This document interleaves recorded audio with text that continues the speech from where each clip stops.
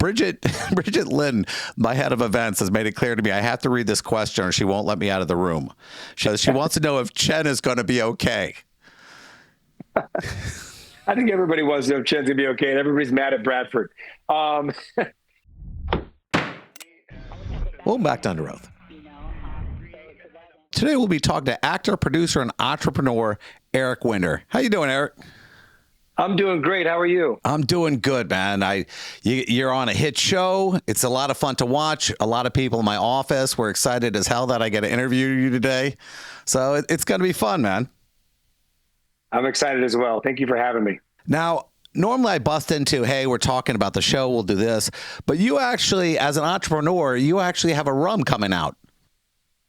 I do. It's been extremely exciting for me because I've always been a sort of an entrepreneur at heart, and I've loved to invest in things and try and build out brands. And this is the first one I've sort of been from the ground up as a full undertaking, saying, this is my baby. I want to launch something. I want to do something on my own. And it's been a lot of fun. And where is it actually produced? So our aged is a blend from Panama, Jamaica, and USVI, and our silver is USVI and Jamaica. And so we've brought in these premium rums from these different regions, because what I learned as I started falling in love with rum is that it's very different, the way they distill it and the flavors from different countries and different regions of what they put together. Sorry, my dogs. And so we brought in these 3 premium rums from these different regions, and to me, came up with an amazing formula, an incredible master distiller who helped us put it all together as like a chemist in the background. And that's the story behind it. That's cool. I know it's being dropped, and I believe it's Georgia, Florida, and South Carolina. We're the first ones who are going to get hold of it. You know, what if you want it nationwide? So nationwide, you can go to our website, palmrepublicrum.com, for direct to consumer. We are launching in market in select markets to roll out sort of in a smart way and not go too crazy out the gate. We have some select stores in California and some key placements in hotels in California as well. So that's going to be that's the slow rollout. Now, again, online. A lot of actors, they go, oh, I want my tequila, I want my vodka. You know, you go, hey, let's go for rum. How do you choose, or was it always a favorite of yours? So for me, and this is the true story, my wife is Puerto Rican, and almost 20 years ago, we haven't been together 20 years yet, but very close, I went to meet my now in-laws for the first time in Puerto Rico. And I wasn't a rum drinker. I was a vodka drinker, believe it or not. And her dad said, let's, have some rum together and let's have a talk. And I was like, well, okay, I'm going to have to try rum. I'm not a rum guy, but I'm going to do it because you're my girlfriend's dad. So I tasted this premium rum, a Puerto Rican rum at the time, and I was like, wow, this is delicious. This is not what I expected. I was so used to spiced rums and things like that in the States. And this just had its own body of character to it that I wasn't familiar with, almost like a whiskey or bourbon in some ways. And so from then on, I started to explore rums from different countries. As we'd be traveling on vacation, I would taste different rums and had different distilling techniques. And that's what sort of ignited my passion. And so a few years ago, I said to my wife, there's a terrible selection of rums on every menu we go to. At restaurants, it's very limited. Tequila, the list is like this long. Rum, it's like this. And I said, I think we need more rum in the market, and we want to do something that to me was special. So that's how I put it together. It's always strange when you go to the liquor stores and everything else. You are right. They've got 1,000 vodkas, 1,000 tequilas. You get like 3 name brand rums, and that's almost it. And that's it. I don't even know how you pick, to be honest. I don't know how you pick a tequila anymore because there are so many new ones coming out every day. So you got to just have your go-to, and that's it. Same thing with vodka, vodka or bourbon or whiskey. Rum, though, it's so limited. You go to a liquor store and there's like 5 on the shelf. Now, you're a pretty healthy dude. I mean, you have to be for your role. There's a lot of running around. There's a lot of, let's just say romance scenes. So you can't pack on too much weight. Now, how hard is it to, you're eating, you're going, well, I'm also testing our product. I'm doing all these things. How careful do you have to be of things like that? For me, everything's in moderation.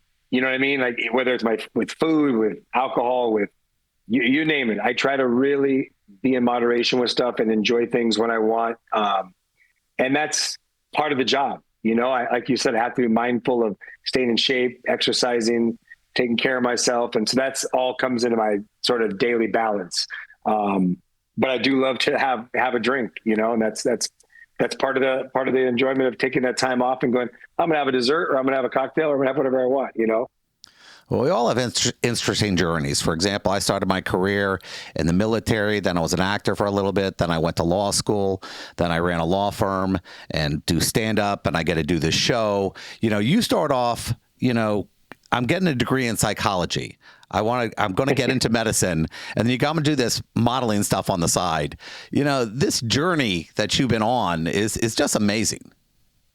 Thank you. It's been a wild one, for sure. My parents weren't too thrilled when I sort of made a U-turn and stopped school. I wanted to be a doctor, initially, and that was, my parents knew that was my goal. Was at UCLA. I was a pre-med student, got wrapped up into modeling through a girl I was dating, and that sort of became a profession after I booked a big campaign and didn't see that coming. And I think my parents finally were open to it and very welcoming to it when they started realizing, okay, you're taking care of yourself. You're making enough money that you can support yourself and drive your passions. I still got my degree in psychology. So I finished school, went back and did that, which made them happy. And one thing sort of led to another. I started studying acting. I took a drama class in school and built out this path that I'm on, but it's been constant twists and turns. And I've always been, I had a passion for business as well, thanks to my dad. And so that's where I'd say Palm Republic now fits into that journey as well. A lot of people, when they see somebody on television or they see somebody, succeeding, they go, oh man, you're so lucky. They have no idea what went into it. And your journey didn't happen overnight. I mean, the modeling was successful, but, you have to go from soap operas to, background artists to everything else. Was there ever a time where, even now, where you're going, I feel comfortable. I think I'm okay, because Hollywood is so tough with jobs and things moving forward. Yeah, none of it's been easy. I'll be honest. I mean, occasionally you hear a story about maybe a real overnight success, but there are very, very few overnight successes in our business. And as well, it takes a lot of hard work and a lot of belief and never quitting and never giving up.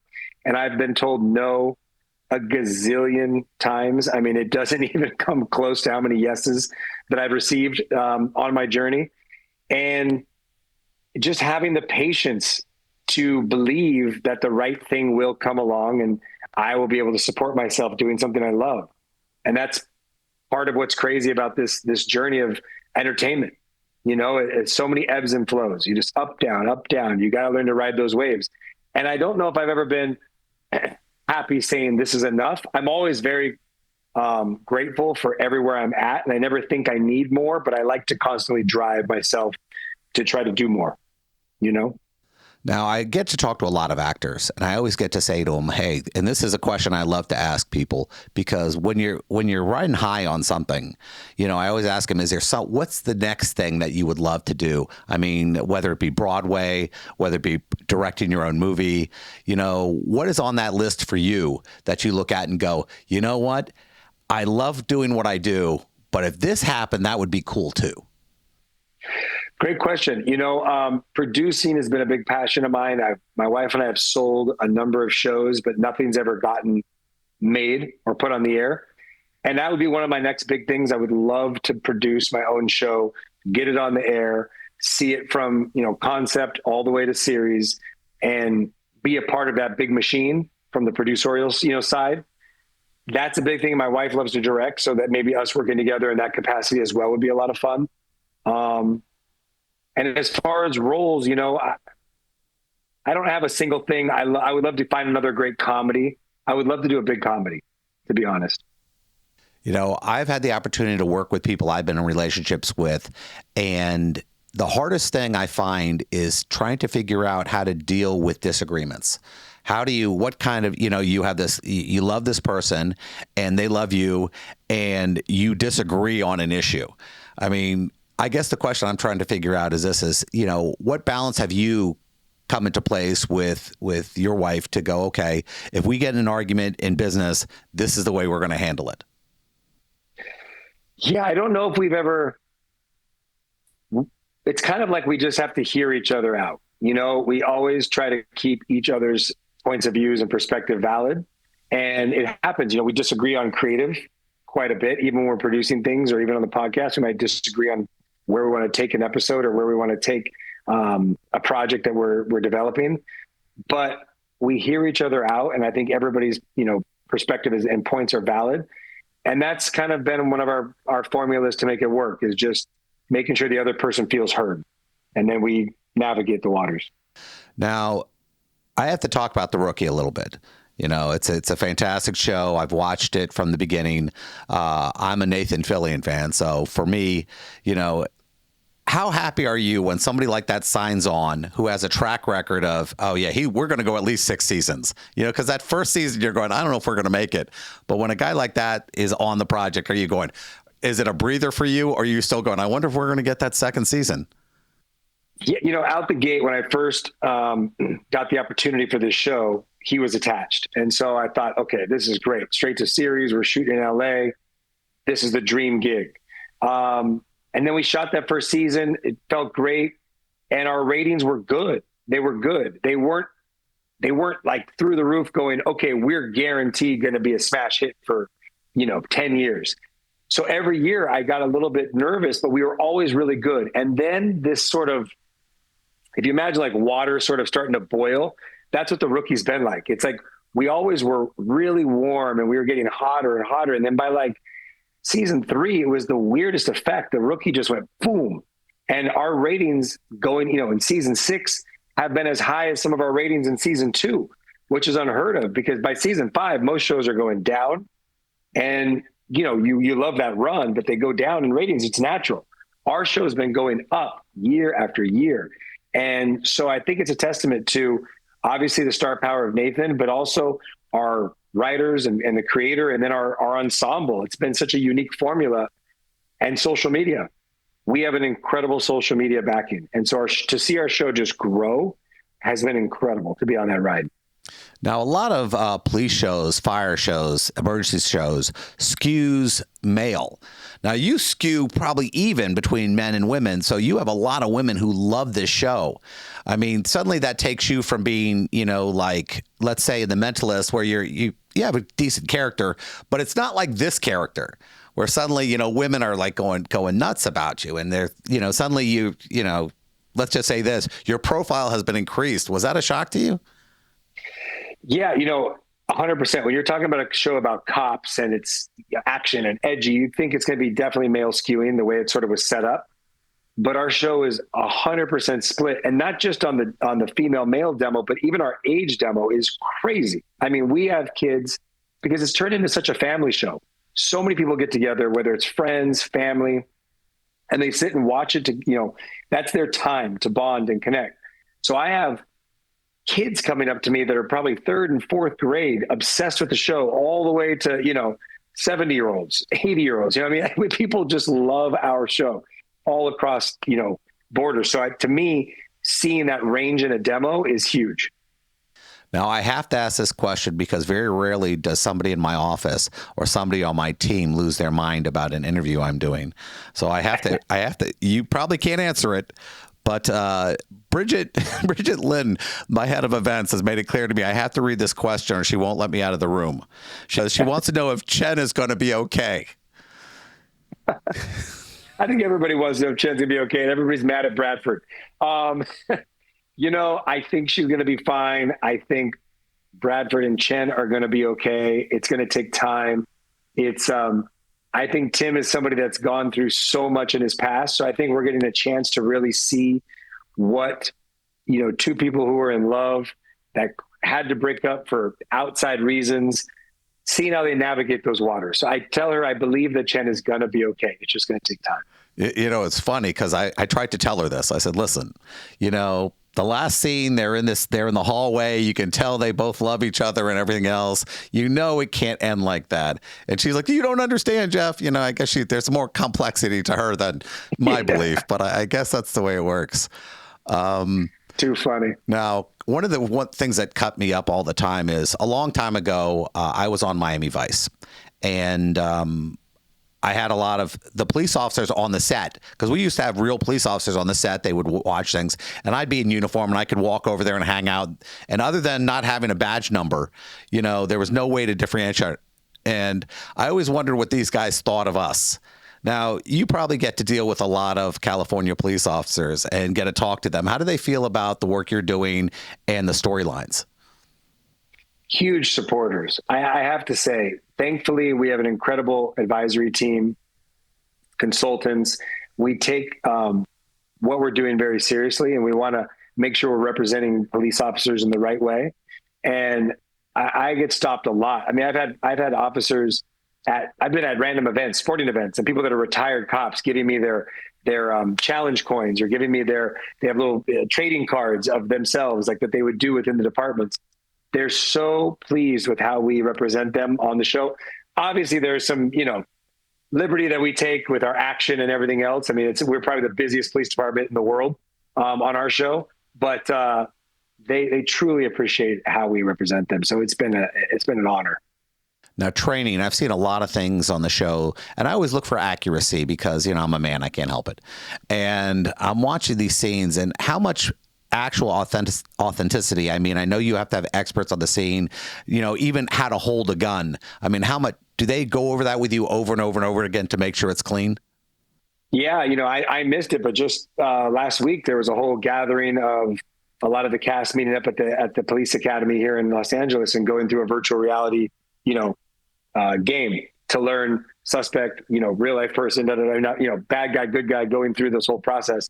And we're constantly working I go to the range with one of our training, officers, and he shows me making sure I'm doing things the right way, loading the gun the right way, handling the gun the right way, how to clear a room. We constantly are working with them on set and making sure we're doing the right movements. A lot goes into it, and making sure we keep it authentic and real. Now, what I love about your show is the storylines. I love how they take older officers and they say, well, now you're going to have to deal with the next generation of police officers and how they feel and how they're different and how you have to deal with your feelings a lot more. And your character, I think, has to suffer the most with that, where he's sitting there going, I'm not sure how to do this. And I think you've grown over the last couple of years. Have you noticed that they've moved your character in that direction? 100%. I think Tim has changed and evolved a lot over the seasons. And I think a lot of that had to do with his partnership with Chen. That's been a big way of him sort of opening up and trusting people again. And he's gone through a lot with his previous marriage. And he's still a hard ass when it comes to training, and the way he believes that, new cops coming in should respect the position and understand what it's like to be in the field.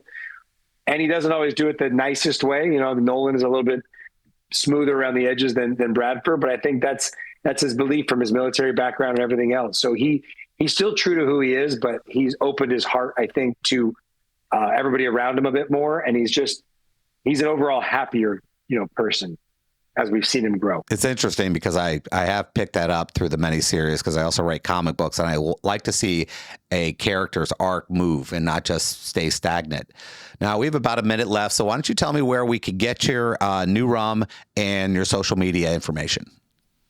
Thank you. Again, palmrepublicrum.com would be the easiest for anybody in the country for direct to consumer. It's going to be in market in Florida, some select places in California as well. And our social tags are all the same: Palm Republic Rum, Instagram, TikTok, X, Facebook. You'll get much more information on there as well. And I appreciate everybody's support. It's been a very fun journey. Well, thank you, Eric. It was great talking to you, and good luck with the show and the new business. Thank you so much. Great talking with you as well.